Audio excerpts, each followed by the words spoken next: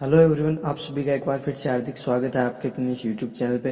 Friends, आज हम discuss करने वाले हैं 1000 एमसीक्यूज का पार्ट फोर्थ डिस्कस करने से पहले मैं आपको आंसर बताऊंगा। जो मैंने आपसे क्वेश्चन पूछा था पार्ट थर्ड के लास्ट में, उसका जो करेक्ट आंसर होगा वो होगा option D, check patient response. जो पेशेंट है उसका रेस्पॉन्स क्या करना है, आपको चेक करना है। क्वेश्चन आपको वहाँ पे मिल जाएगा, अच्छे से मैंने समझा रखा है, तो आप वहाँ से देखना ना भूले। ओके, स्टार्ट करते हैं पार्ट फोर्थ। पहला क्वेश्चन है, Wernicke's encephalopathy occurs due to deficiency of. जो वर्निक्स एनसिफेलोपैथी है वो किसी डेफिशिएंसी से होने वाली डिजीज कंडीशन है। ऑप्शन देखिए, A vitamin B1, B vitamin B2, C vitamin B12, D vitamin B9।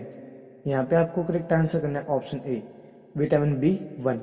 Vitamin B1 को थायमिन के नाम से जाना जाता है, जिसकी डेफिशिएंसी से वर्निक्स एनसिफेलोपैथी होता है, पता है आपको। और आपको पता होगा बेरी बेरी भी विटामिन B1 की डेफिशिएंसी से होता है। और बेरी दो टाइप से होता है, wet berry and dry berry. दोनों को अच्छे से पढ़ लेना, दोनों ही एम्स में पूछे जाते हैं, तो ध्यान रखना, इंपॉर्टेंट क्वेश्चन है।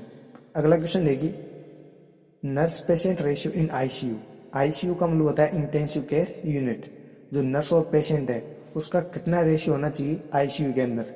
ऑप्शन देखिए, ए 1:1, बी 2:1, सी 3:1, डी 2:2। यहाँ पे आपको करेक्ट आंसर करना है ऑप्शन ए, 1:1। इंटेंसिव केयर यूनिट के अंदर प्रत्येक पेशेंट पर एक नर्स होनी चाहिए, एक पेशेंट के पास में एक नर्स अवेलेबल होनी चाहिए। तो ये क्या है, नर्स और पेशेंट का रेशियो है इंटेंसिव केयर यूनिट के अंदर। इंपॉर्टेंट क्वेश्चन है, याद रखिए। अगला क्वेश्चन देखिए, Addison disease is caused by insufficiency of hormone. जो एडिशन डिजीज है वो किस हार्मोन की इनसफिशिएंसी की वजह से होती है। ऑप्शन देखिए, ए थायराइड, बी पैराथायराइड, सी इंसुलिन, डी कॉर्टिकोस्टेरॉइड्स। आपको यहाँ पे करेक्ट आंसर करना है ऑप्शन डी, कॉर्टिकोस्टेरॉइड। जो कॉर्टिकोस्टेरॉइड है उसकी इनसफिशिएंसी से होने वाली डिजीज कंडीशन है एडिशन डिजीज। और आपको बता दूं, जो कॉर्टिकोस्टेरॉइड है वो एड्रिनल ग्लैंड से सीक्रेट होने वाला हार्मोन है। और जो कॉर्टिकोस्टेरॉइड है वो कंबाइंडली किसको कहा जाता है, मिनरलोकॉर्टिकॉइड एंड ग्लूकोकॉर्टिकॉइड। तो ये भी आपको ध्यान रखना है, ग्लूकोकॉर्टिकॉइड एंड मिनरलोकॉर्टिकॉइड दोनों को कंबाइंड में क्या कहा जाता है, कॉर्टिकोस्टेरॉइड्स। इंपॉर्टेंट क्वेश्चन बनता है फ्रेंड्स, ध्यान रखिए। अगला क्वेश्चन है, best test to detect iron deficiency in community is. CHO में पूछा जाने वाला क्वेश्चन है, कम्युनिटी के अंदर अगर आपको आयरन डेफिशिएंसी को डिटेक्ट करना है तो इनमें से कौन सा टेस्ट आप करोगे। ऑप्शन देखिए, A transferrin, B serum iron, C serum ferritin, D haemoglobin. आपको यहाँ पे करेक्ट आंसर करना है option C, serum ferritin. Serum ferritin best test होगा कम्युनिटी के अंदर अगर आपको आयरन डेफिशिएंसी को डिटेक्ट करना है तो। ओके, अगला क्वेश्चन देखिए, pharynx continues to oesophagus at. जो फेरिंग्स है वो इसोफेगस के साथ जुड़ी होती है, वो कहाँ तक होती है, यानी किस लोकेशन तक वो जुड़ी होती है। आपको लोकेशन पूछी गई है, जो फेरिंग्स है वो इसोफेगस से जुड़ी होती है, ये तो आपको पता है, लेकिन ये कहाँ तक जाती है। जाने का मतलब ये नहीं है कि ये पैदल जा रही है, ये जाने का मतलब ये है कि ये कहाँ तक, किस लोकेशन तक जुड़ी होती है। ऑप्शन देखिए, A second cervical vertebra, B third cervical vertebra, C second thoracic vertebra, D third thoracic vertebra. आपको यहाँ पे करेक्ट आंसर करना है option C, second thoracic vertebra. आपकी जानकारी के लिए बता दूं, जो फेरिंग्स है वो 13 सेंटीमीटर लॉन्ग होती है, यानी कि 13 सेंटीमीटर लंबी होती है, और फनल शेप ऑर्गन है। ये भी आपको ध्यान में रखना है क्योंकि कंपटीशन में पूछा जा सकता है। और आपको पता होगा फेरिंग्स के 3 पार्ट होते हैं, ओरोफेरिंग्स, लेरिंगोफेरिंग्स एंड जो नेजोफेरिंग्स। तो ये क्या है, 3 पार्ट है किसके, फेरिंग्स के, अलग अलग होते हैं। आपको याद रखना है 13 सेंटीमीटर लंबी होती है और फनल शेप होती है, क्योंकि कंपटीशन में कैसे भी क्वेश्चन पूछा जा सकता है। अगला क्वेश्चन देखिए, अच्छा क्वेश्चन है, सीएचओ में ऐसे क्वेश्चन पूछे जाते हैं। PBSCT stands for. जो PBSCT है उसका फुल फॉर्म आपसे पूछा गया है, PBSCT का फुल फॉर्म क्या होगा। ऑप्शन देखिए, A peripheral bone marrow stem cell transplantation, B postmortem bone marrow stem cell transplantation, C peripheral blood stem cell transplantation, D none of the above. आपको यहाँ पे करेक्ट आंसर करना है option C, peripheral blood stem cell transplantation. तो PBSCT का मतलब क्या होता है, peripheral blood stem cell transplantation. CHO में क्वेश्चंस ऐसे पूछे जाते हैं, 3-4 क्वेश्चंस पूछ लिए जाते हैं फुल फॉर्म वाले, तो आप ध्यान रखिए, अच्छा क्वेश्चन है। अगला क्वेश्चन देखिए, A comprehensive health assessment of an older person includes. अच्छा क्वेश्चन है ये भी। ओल्डर पर्सन है, उसका आप क्या कर रहे हो, हेल्थ असेसमेंट कर रहे हो, तो आप क्या करोगे? ऑप्शन देखिए, A functional assessment, B clinical assessment, C psychosocial assessment, D all of the above. आपको यहाँ पे करेक्ट आंसर करना है option D, all of the above. आप अगर ओल्डर पर्सन की हेल्थ असेसमेंट कर रहे हो तो आपको फंक्शनल असेसमेंट भी करना होगा, क्लिनिकल असेसमेंट भी करना होगा और साइकोसोशियल असेसमेंट भी करना होगा। अगला क्वेश्चन देखिए, इंपॉर्टेंट क्वेश्चन है, प्रीवियस कॉम्पिटिटिव एग्जाम्स में पूछा गया है और फ्यूचर में पूछा जा सकता है। The foetal kidney starts producing urine at. जो फिटल किडनी होती है वो यूरिन प्रोड्यूस करना कब स्टार्ट कर देती है? ये एम्स में पूछा हुआ है प्रीवियस पेपर्स में और फ्यूचर में पूछा जा सकता है। ऑप्शन देखिए, 8 वीक, बी 12 वीक, सी 16 वीक, डी 20 वीक। आपको यहाँ पे करेक्ट आंसर करना है ऑप्शन बी, 12 वीक, 12 सप्ताह के। जब फिटनेस से 12 सप्ताह का होता है तो उसकी जो किडनी है वो यूरिन बनाने लग जाती है या यूरिन का जो प्रोडक्शन है वो करना स्टार्ट कर देती है। इंपॉर्टेंट क्वेश्चन है फ्रेंड्स। अगला क्वेश्चन देखिए, ये CHO के लाइक क्वेश्चन है। देखिए क्या है, किशोरी शक्ति योजना scheme is implemented using infrastructure of. जो किशोरी शक्ति योजना स्कीम है वो किसके इंफ्रास्ट्रक्चर से इम्प्लीमेंट की गई है? ऑप्शन देखिए, A child guidance clinic, B ICDS, C child welfare agency, D primary health centre. आपको यहाँ पे करेक्ट आंसर करना है ऑप्शन बी, ICDS। जो किशोरी शक्ति योजना स्कीम है वो ICDS जो प्रोजेक्ट है उसके अंडर इम्प्लीमेंट की गई है। और आपकी जानकारी के लिए बता दूं, जो किशोर शक्ति योजना स्कीम है वो सिर्फ एडोलसेंट गर्ल्स के लिए चलाई गई है। ये भी आपको ध्यान में रखना है क्योंकि कंपटीशन में कैसे भी क्वेश्चन पूछा जा सकता है। जो किशोर शक्ति योजना है वो किसके लिए चलाई गई आपको पूछा जा सकता है, तो आपको आंसर करना है एडोलसेंट गर्ल्स। अगर आपको एज पूछी जाए तो एडोलसेंट की एज क्या होती है? 12। याद रखिए क्योंकि 12 टू 18 ईयर्स अभी MPCHO में ऐसा क्वेश्चन पूछा गया था और इसीलिए मैं आपको बता रहा हूँ क्योंकि CHO में ऐसे क्वेश्चन पूछे जाते हैं और इसका मतलब ये नहीं है कि मैं CHO के लिए ये क्वेश्चन बता रहा हूँ। बहुत ही इंपॉर्टेंट क्वेश्चन है, इनमें सभी कम्पिटिटिव एग्जाम में पूछे जाते हैं। जो एडोलसेंट एज होती है वो कितनी होती है? 11 टू या 12 टू 18 ईयर्स। तो ये क्या है? Adolescent age. ध्यान रखिए। नेक्स्ट क्वेश्चन देखिए, टी बैंडेज यूज्ड फॉर। जो टी बैंडेज है वो कहाँ पे यूज ली जाती है? ऑप्शन देखिए, increase venous return to health, B support the abdominal dressing, C support limbs, D support the rectal and perineal dressing। आपको यहाँ पे करेक्ट आंसर करना है option D, support the rectal and perineal dressing. Rectal and perineal dressing को support करने के लिए T bandage use ली जाती है। और आपको बता दूं, जो टी बैंडेज है उसको बटेक्स बैंडेज के नाम से भी जाना जाता है, टी बाइंडर के नाम से भी जाना जाता है। तो क्वेश्चन कैसे भी पूछा जा सकता है क्योंकि दो नाम मैंने और बताए आपको, तो इनमें से भी आपको नाम देके पूछा जा सकता है। तो T bandage is also known as buttocks bandage and also known as T binder bandage. अगला क्वेश्चन देखिए, अच्छा क्वेश्चन है, बहुत ही इंपॉर्टेंट क्वेश्चन है फ्रेंड्स। एम्स में क्वेश्चन ऐसे ही पूछे जाते हैं। Bone marrow transplantation, bone marrow transplantation is not useful in following condition. अगर आपको पूछे जाए कि बोन मेरो ट्रांसप्लांटेशन है वो कौन सी कंडीशन में यूज नहीं लेते हैं? ऑप्शन देखिए, A pernicious anaemia, B aplastic anaemia, C leukaemia, D thalassaemia. आपको यहाँ पे करेक्ट आंसर करना है option A, pernicious anaemia. Pernicious anaemia एक ऐसी कंडीशन है जिसके अंदर आप बोन मेरो ट्रांसप्लांटेशन नहीं कर सकते, यानी कि आपको नहीं करना है बोन मेरो ट्रांसप्लांटेशन, इसमें जरूरत नहीं होती है। बाकी जो 3 कंडीशन दी गई है, aplastic anaemia, leukaemia and thalassaemia, तीनों ही कंडीशन में बोन मेरो ट्रांसप्लांटेशन किया जाता है लेकिन पर्नीशियस एनीमिया में नहीं किया जाता है। इंपॉर्टेंट क्वेश्चन है फ्रेंड्स। अगला क्वेश्चन देखिए, an excessive vomiting and haemorrhage leads to.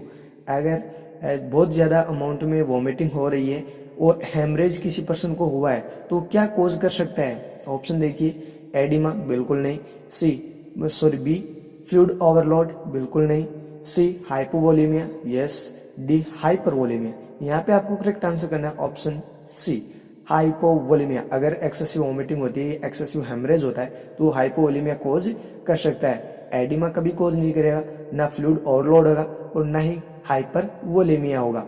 Okay, ध्यान रखना। अगला क्वेश्चन है, disulfiram is a drug used in treatment of.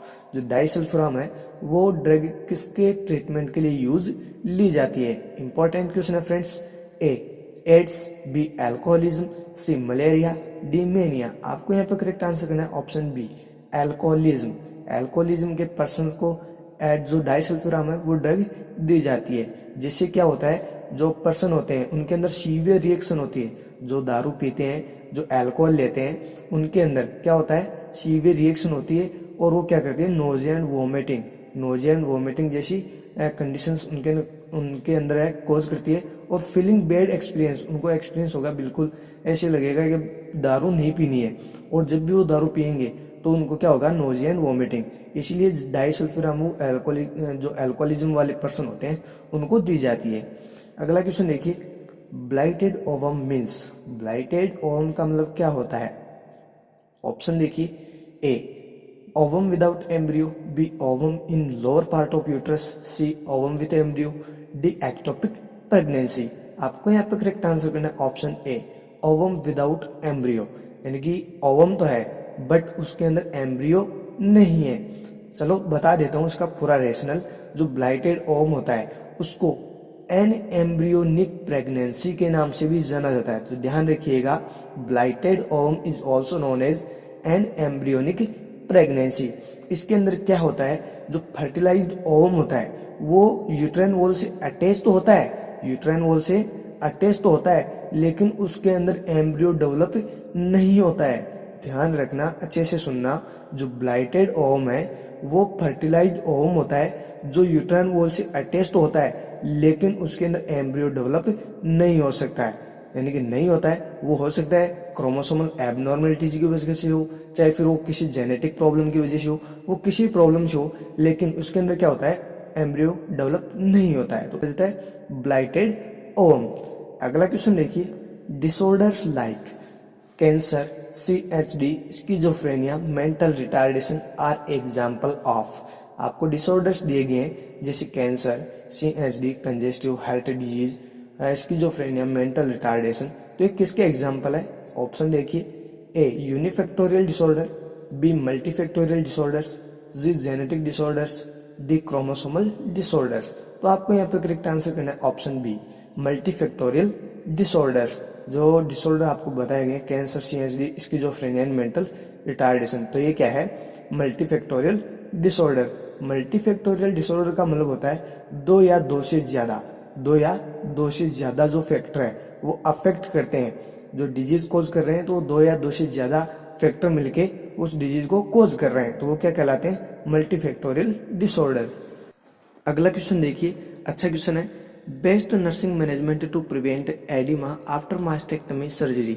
मास्टेक्टमी surgery के बाद में जो एडिमा की कंडीशन डेवलप होती है उससे प्रिवेंट करने के लिए आप कौन सा नर्सिंग मैनेजमेंट करोगे? कौन सा नर्सिंग मैनेजमेंट अच्छा रहेगा? अच्छा क्वेश्चन है। ऑप्शन देखिए, A keep the affected side arm below the cardiac, B keep two pillow under affected side arm, C keep the affected arm extended, D start IV infusion. आपको यहाँ पे correct answer करना है option B, keep two pillow under affected side arm, जिससे क्या हो, जो drainage वगैरह हो रहा है तो वो क्या हो सके, अच्छे से हो सके। ओके, अगला क्वेश्चन है, which gas is used in cryo surgery. Very very important question है फ्रेंड्स। क्रायो सर्जरी में कौन सी गैस यूज ली जाती है? ऑप्शन देखिए, A carbon monoxide, B carbon dioxide, C hydrogen gas, D liquid nitrogen gas. आपको यहाँ पे करेक्ट आंसर करना है option D, liquid nitrogen gas. Cryo surgery पता होगा आपको, क्रायो सर्जरी अगर आपको नहीं पता तो सुन लो, अच्छे से सुनना क्योंकि इंपॉर्टेंट क्वेश्चन है। जो क्रायो सर्जरी होती है वो कहाँ पे यूज ली जाती है? अनवांटेड जो कैंसरियस या इन्फेक्टेड जो टिश्यूज होते हैं उनको डिस्ट्रॉय करने के लिए क्रायो सर्जरी यूज ली जाती है। और जानकारी के लिए बता दूं, जो लिक्विड नाइट्रोजन गैस यूज ली जाती है उसका टेम्परेचर कितना होता है, -196 डिग्री सेंटीग्रेड। या मैं हिंदी में बोलूं तो -196 डिग्री सेंटीग्रेड इसका जो लिक्विड नाइट्रोजन गैस है उसका टेम्परेचर होता है। और मैंने बता दी है ये unwanted cancerous and infected tissues को क्या करती है, डिस्ट्रॉय करती है। तो ये क्रायोसर्जरी के बारे में आपको पता होना चाहिए, क्वेश्चन पूछा जा सकता है।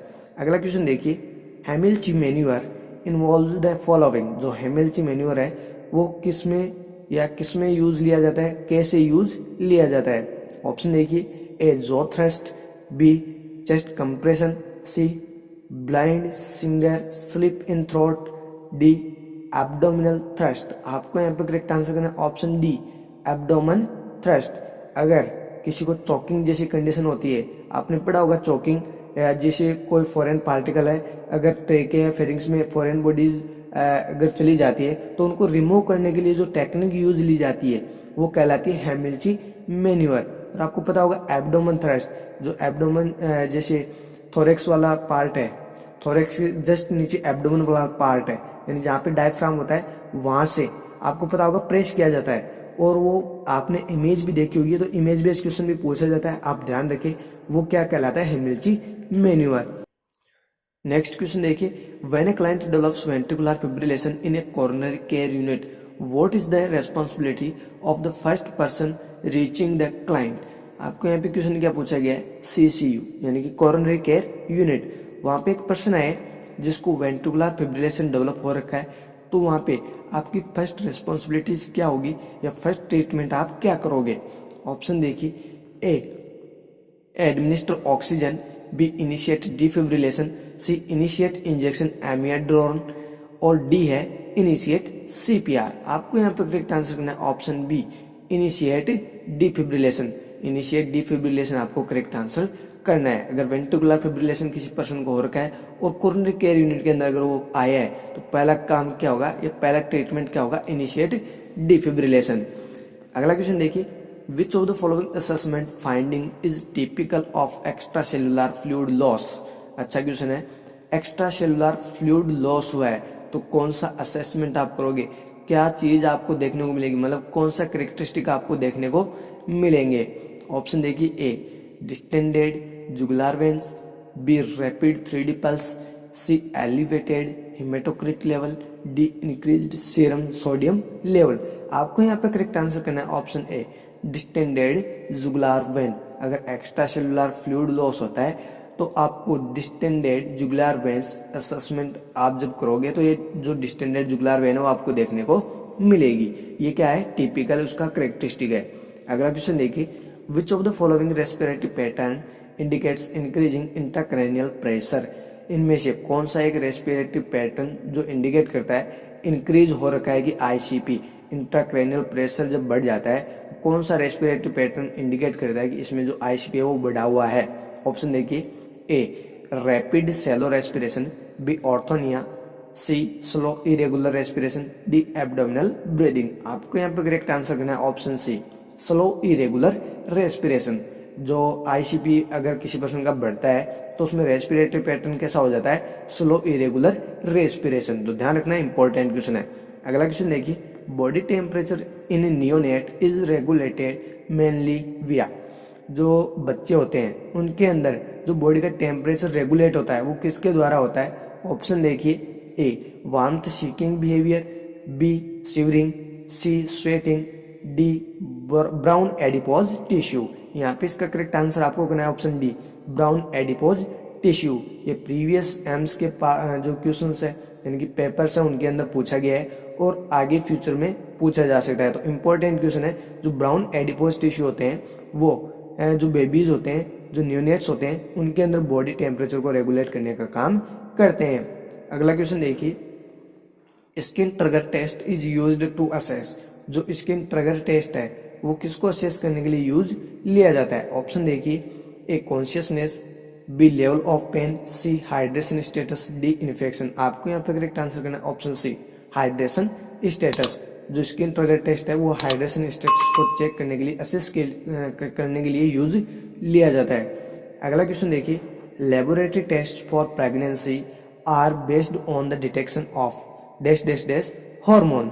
जो लेबोरेटरी टेस्ट किया जाता है प्रेगनेंसी को डिटेक्ट करने के लिए, तो उसमें कौन से हार्मोन का जो लेवल है वो चेक किया जाता है। ऑप्शन देखिए, A follicle stimulating, B human chorionic gonadotropin, C progesterone, D LH. आपको यहाँ पर करेक्ट आंसर करना है option B human chorionic gonadotropin, यानी कि एचसीजी हार्मोन का लेवल क्या करते हैं, आप डिटेक्ट करते हैं। अगर आपको प्रेगनेंसी को जो टेस्ट करना, प्रेगनेंसी का आपको पता करना है, तो आपको एचसीजी का हार्मोन का जो लेवल है उसको डिटेक्ट करना पड़ेगा। अगला क्वेश्चन देखिए, the distance from the lower border of the pubic symphysis to जो सेक्रल प्रोमेंट्री इज कॉल्ड, यानी जो लोअर बॉर्डर है प्यूबिक सिम्फाइसिस की, वहां से लेकर जो सेक्रल प्रोमेंट्री है वहां तक का जो डिस्टेंस होता है उसको क्या कहा जाता है। अच्छा क्वेश्चन है। ऑप्शन देखिए, A transverse diameter, B diagonal diameter, C oblique diameter, D AP diameter. आपको यहाँ पे करेक्ट आंसर करना है option B diagonal diameter. Diagonal diameter कहां से कहां तक होता है, lower border of pubic symphysis से लेकर सेक्रल प्रोमोन्ट्री तक। बहुत ही इंपॉर्टेंट क्वेश्चन है फ्रेंड्स। अगला क्वेश्चन देखिए, which among the following represents the most common type of accidents found in case of toddlers। ये भी बहुत इंपॉर्टेंट क्वेश्चन है, सीएचओ में ऐसा क्वेश्चन पूछा गया था अभी, एडोलसेंट की वहां पे पूछी गई थी, यहाँ पे मैं पूछ रहा हूँ आपको टोडलर की। बता रहा हूँ अभी, पूछ तो क्या रहा हूँ। देखिए क्या है, अगर जो टोडलर्स है उनके अंदर इनमें से मोस्ट कॉमन टाइप का जो एक्सीडेंट है वो कौन सा होता है, कौन सा जो मोस्ट कॉमन एक्सीडेंट है वो होने के चांसेस होते हैं टोडलर्स के साथ में। आपको बताना है कमेंट के माध्यम से टोडलर्स की एज आपको बतानी है, कमेंट के माध्यम से बताना ना भूले, आपको बताना ही बताना है। ऑप्शन देखिए, ए चोकिंग, बी ड्राउनिंग, सी बर्न्स, डी टॉक्सिक इंजेक्शंस। आपको यहाँ पे करेक्ट आंसर करना है ऑप्शन सी बर्न्स। जो टोडलर्स होते हैं उनमें मोस्ट कॉमन टाइप का एक्सीडेंट है बर्न। अगर आपको पूछा जाए एक्सीडेंट जो एडोलसेंट है, तो एडोलसेंट में मोस्ट कॉमन टाइप होता है फिर एक्सीडेंट, ध्यान रखना एक्सीडेंट होता है एडोलसेंट्स के अंदर। अगला क्वेश्चन देखिए, dash dash dash is a protein involve in forming the cytoskeleton. जो साइटोस्केलेटन है उसके बनने के लिए कौन सा प्रोटीन रेस्पॉन्सिबल होता है, यानी कौन सा वो प्रोटीन है जो साइटोस्केलेटन को बनाने में मदद करता है। ऑप्शन देखिए, ए एल्बुमिन, बी फिब्रिन, सी फिब्रिन फाइब्रोनेक्टिन, डी एक्टिन। यहाँ पे आपको करेक्ट आंसर करना है ऑप्शन डी एक्टिन। एक्टिन वो प्रोटीन है जो साइटोस्केलेटन को बनाने में अपनी जो हेल्प है वो करता है, और ये साइटोस्केलेटन में प्रेजेंट होता है एक्टिन प्रोटीन। अगला क्वेश्चन देखिएगा, which of the following organisms lack the cell wall, यानी कि कौन सा वो ऑर्गेनिज्म है जिसके अंदर सेल वॉल प्रेजेंट नहीं होती है, एब्सेंट होती है। ऑप्शन देखिए, A spirochaetes, B mycoplasma, C actinomycetes, D staphylococci. यहाँ पे आपको करेक्ट आंसर करना है ऑप्शन बी माइकोप्लाज्मा। जो माइकोप्लाज्मा है उसके अंदर सेल वॉल एब्सेंट होती है। अगला question, of the following is a cyanotic inherited disease. आपको क्वेश्चन पूछा गया है इनमें से कौन सी एक साइनोटिक हेरिटेड डिजीज है। ऑप्शन देखिए, A tetralogy of Fallot, B patent ductus arteriosus, C ventricular septal defect, D atrial septal defect. आपको यहाँ पे करेक्ट आंसर करना है option A tetralogy of Fallot. जो साइनोटिक हार्ट डिजीज है वो आपसे पूछी गई तो आपका आंसर करना है टेट्रोलॉजी ऑफ फेलोट। अगला क्वेश्चन देखिए, विच of the following is a normal respiratory rate of A newborn. Newborn's के अंदर जो नॉर्मल रेस्पिरेटरी रेट होती है वो कितनी होती है। ऑप्शन देखिए, ए 60 to 100 पर मिनट, बी 10 to 16 पर मिनट, सी 40 to 60 पर मिनट, डी 20 to 30 पर मिनट। आपको यहाँ पे करेक्ट आंसर करना है ऑप्शन सी 40 to 60 पर मिनट। 40 से 60 पर मिनट क्या होती है, नॉर्मल रेस्पिरेटरी रेट होती है, किनके अंदर, न्यूबॉर्न्स के अंदर। अगला क्वेश्चन देखिए, इंपॉर्टेंट क्वेश्चन है, ग्लेनोह्यूमरल जॉइंट इज ऑल्सो कॉल्ड। जो ग्लेनोह्यूमरल जॉइंट है उसको और किस नाम से जाना जाता है। ऑप्शन देखिए, A hip joint, B shoulder joint, C knee joint, D elbow joint. आपको यहाँ पे करेक्ट आंसर करना है option B shoulder joint. Shoulder joint को ग्लेनोह्यूमरल जॉइंट के नाम से भी जाना जाता है। अगला क्वेश्चन देखिए, elevated level of anti streptolysin O are seen in, very very important question. अगर एलिवेटेड जो एंटी ट्रिप्टोलाइसिन ओ टाइटर है उसका अगर लेवल इंक्रीज मिलता है तो किस डिजीज कंडीशन को इंडिकेट करता है, ये कौन सी डिजीज कंडीशन में इसका लेवल बढ़ा हुआ मिलेगा।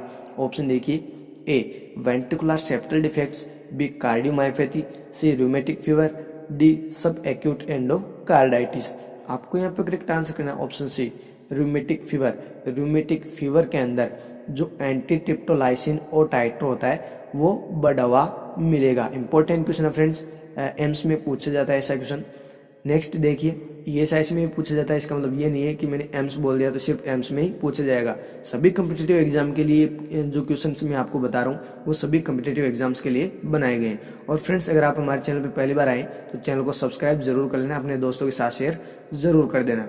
अगला क्वेश्चन देखिएगा, the systemic and continuous collection of data as part of the nursing process is called as। Question अच्छा है।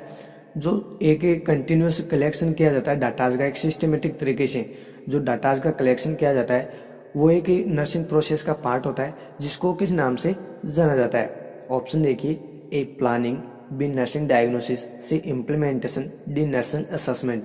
आपको यहाँ पे करेक्ट आंसर करना है ऑप्शन डी नर्सिंग असेसमेंट।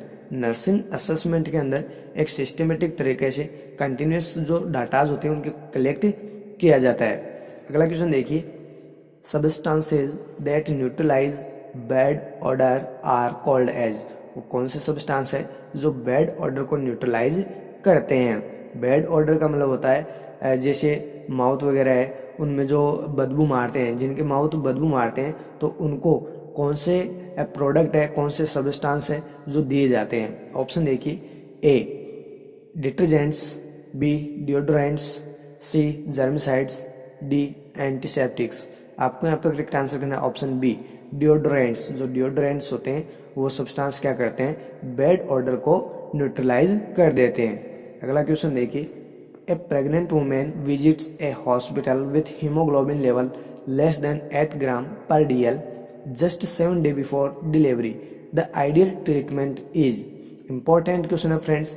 एक प्रेग्नेंट वुमन है जो हॉस्पिटल जाती है, हॉस्पिटल में उसका हीमोग्लोबिन लेवल चेक किया जाता है तो उसका जो हीमोग्लोबिन का लेवल है वो 8 ग्राम पर DL से क्या है, कम है। और वो कब है, डिलीवरी के जस्ट 7 दिन पहले का है। डिलीवरी उसकी होने वाली है 7 दिन बाद, तो उससे पहले उसका जो हीमोग्लोबिन का लेवल है वो 8 ग्राम पर DL से कम है। तो आपको पूछा गया है उसका आइडियल ट्रीटमेंट आप क्या करोगे। ऑप्शन देखिए, A oral iron tablet, B injection iron formulation, C deworming the mother, D giving blood transfusion. क्या आप आयरन टेबलेट दोगे या फिर आप इंजेक्शन लगाओगे या फिर डिवॉर्मिंग करोगे या फिर आप ब्लड ट्रांसफ्यूज करोगे। यहाँ पे आपको करेक्ट आंसर करना है option D giving blood transfusion.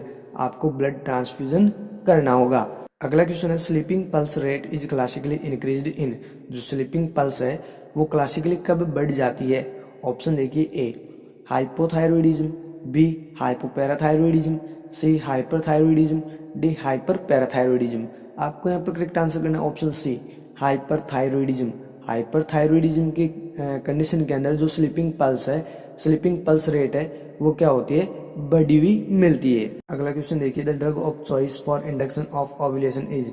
इनमें से कौन सी ड्रग है वो इंडक्शन ऑफ ओव्यूलेशन के लिए यूज ली जाती है। ऑप्शन देखिए, ए डानाजोल, बी क्लोमिफेन सिट्रेट, सी एथाइनिल ऑस्ट्राडियोल, डी लियोनोर्जेस्टेरोल। आपको यहाँ पे करेक्ट आंसर करना है ऑप्शन बी क्लोमिफेन सिट्रेट। जो क्लोमिफेन सिट्रेट है वो क्या है, ड्रग ऑफ चॉइस है किसके लिए, इंडक्शन ऑफ ओव्यूलेशन के लिए।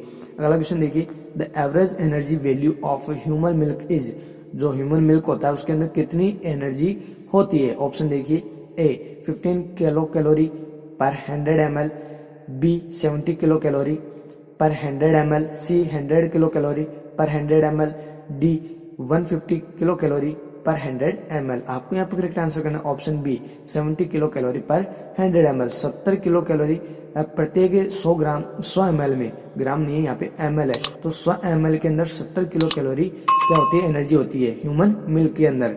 अगला क्वेश्चन देखिए, the normal systolic blood pressure in A 28 years old adult is. एक 28 ईयर्स का पर्सन है जिसकी जो सिस्टोलिक ब्लड प्रेशर है वो नॉर्मल कितना होना चाहिए। ऑप्शन देखिए, A 100 mmHg, B 120 mmHg, C 140 mmHg, D 160 mmHg। आपको यहाँ पे करेक्ट आंसर करना है option B 120 mm of Hg।